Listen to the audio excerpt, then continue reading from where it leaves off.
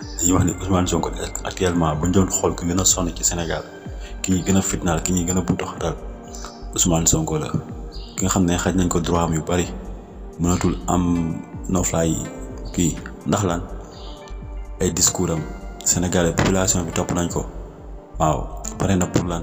daaneel Macky Sall loolu lépp tax na ñu asaan su kawam waaw démb gis nañ bi mu jugee tribunal an ay kaaraange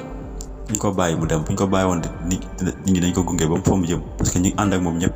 ñi àndoon ak moom ñëpp ay soppee lañ kenn ñëwul pour finaalu kenn ñëwul pour xootal ko kon nañuy bàyyi Sonko di ko jox ay droit muy mën a am ay kii parce que tamit ndaw yi jox nañ ko xel jox nañ ko bopp ay nag baax na nag garsa googu ngeen di dégg fi muy mujjee narul neex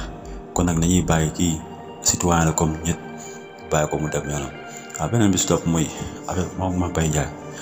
Mbaye Niang waaw ba tey Mame Mbaye Niang li mu def am na si droit parce que nit ki bu la waxalee lu dul dëgg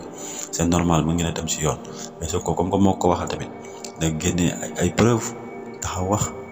waaw ñun ñëpp Sénégalais xam fu ñu féete tamit loolu tamit da ciy baax waaw beneen bi si topp muy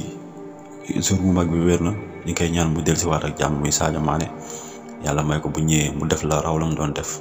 gën a sigil Sénégal gën a yëkkati drapeau Sénégal di am mbégte bu baax di jaajëfal Sénégal yëpp di leen jaajëfal da ngeen jëf mu nekkoon seen taxaw seetlu